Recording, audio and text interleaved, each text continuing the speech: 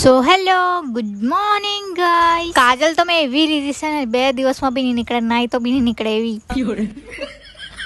આજે તો સવારમાં વરસાદ નહીં હતો એટલે હું ગઈ પાછળ, અને પાછળનું મોસમ કંઈક આવું હતું, એટલું બ્યુટીફુલ. ને હું વિચારતી હતી એક વિડીયો ઉતારવાનું, પણ તેના પહેલાં આપણે બધા ઘરના કામ પતાવી નાખીએ ફટાફટ. મેં બેસી ગઈ સવારનો નાસ્તો પૌવા બનાવવા માટે. તો મેં પૌવા કેવી રીતે બનાવું તે બતાવું તમને. છે ને ગરમ તેલમાં છે ને મેં લીલી ચટણી નાખી દઉં, મતલબ આદુ ધાણો લસણ, એ પછી નાખી દીધા મેં બાફેલા બટાકા અને દાણા, અને મસ્ત મિક્સ કરી નાખ્યું. કેટલું મસ્ત દેખાય છે જો. ને લીલી ચટણી તમે પહેલાં નાખશો ને તો બહુ જ મસ્ત ટેસ્ટ આવશે, સાચું જ. પછી મેં બનાવી નાખ્યા મસ્ત પૌવા. કલર તમને છે ને મોબાઈલ નાઇટમાં જરાક ફીકો લાગતો હશે, પણ હવે જો કેટલા બ્યુટીફુલ દેખાય છે, અને ટેસ્ટી બી એટલા હતા. કોઈ વાર ટ્રાય કરજો, આવી રીતે પૌવા બનાવજો. હા, નાસ્તો કરીને હું બેઠી દાળ ભાત બનાવવા માટે. પહેલાં મેં બનાવી નાખી મસ્ત દાળ ખાટી. તે બનાવીને હું બેઠી હતી મસ્ત કેળાની વેફર ખાવા માટે. ઉપવાસમાં મેં આને બહુ જ ખાતી હતી.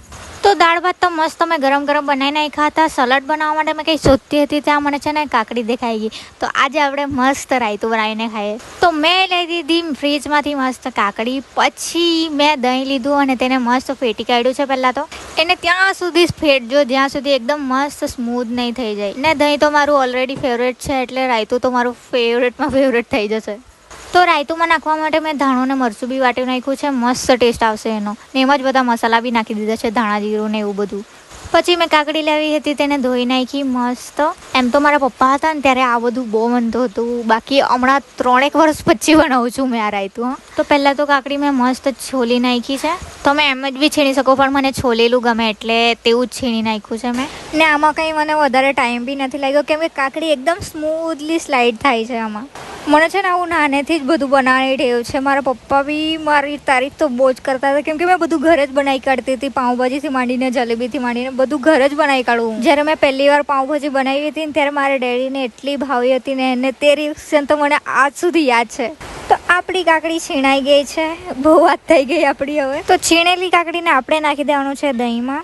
મેં મારા માટે જ બનાવું છું એટલે એક જ કાકડીનું બનાવ્યું છે ને થોડુંક જ દહીં લીધું છે. તો બધી છીણેલી કાકડી મેં છે ને દહીંમાં નાખી દીધી.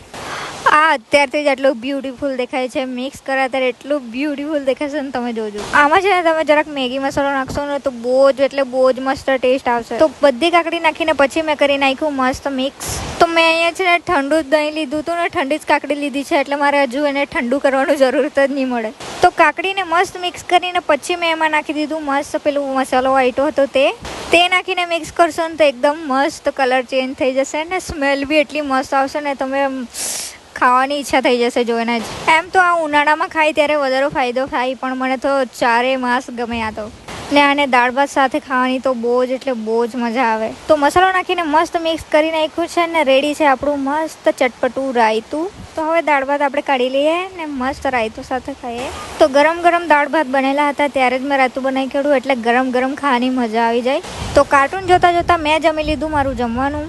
જમીને પછી કંઈ મીઠું ખાવાની ઈચ્છા થઈ તો દ્વારકાથી જે પ્રસાદ લાવી હતી તેમાંથી આ હલવો બચ્યો હતો તે ખાઈ લીધો. એ બહુ જ ટેસ્ટી હતો, મને આ જ વધારે ભાવ્યું છે.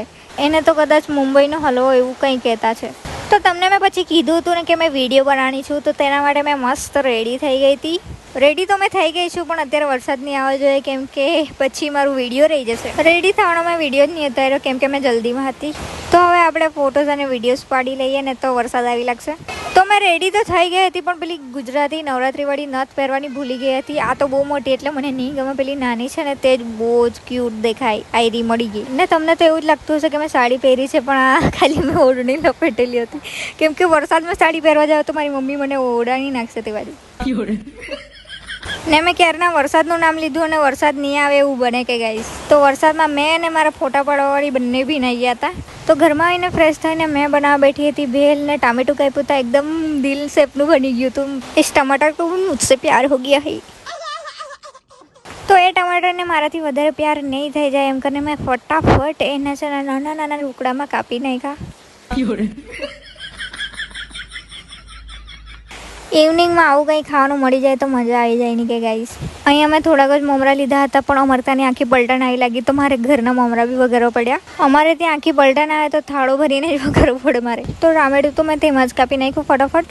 અને ફ્રીજમાં કાકડી હતી તો મેં વિચાર્યું કે કાકડી બી નાખી દઈએ. તો ભેલમાં મને છે ને કાંદો મોટો મોટો ખાવા તે બિલકુલ નહીં ગમે, કેમ કે મોઢામાં આવ્યા કરે. તેના કરતાં છે ને મેં એકદમ ઝીણા ઝીણા કાપ્યા છે. મને છે ને કપાઈ બી જતી હતી, પણ ખાવામાં કોઈ કોમ્પ્રોમાઇઝ નહીં કરી છે. कितने तेजस्वी लोग हैं हमारे पास, कितने शानदार विचार रखते हैं जी. પછી તે બધું નાખી દીધું મેં એક થાળામાં. પછી પડીકા જે લાવ્યા હતા ચણાની દાળ અને સેવ મમરા એવું બધું મેં નાખી દીધું, કેમ કે તેના વગર તો સારો ટેસ્ટ જ નહીં આવશે. એકલા મમરા મજા નહીં આવે ગાઈસ નહીં કે. ને આખા બ્લોગમાં તમને મેં રેસીપી જ બતાવીએ કરી હશે નહીં કે.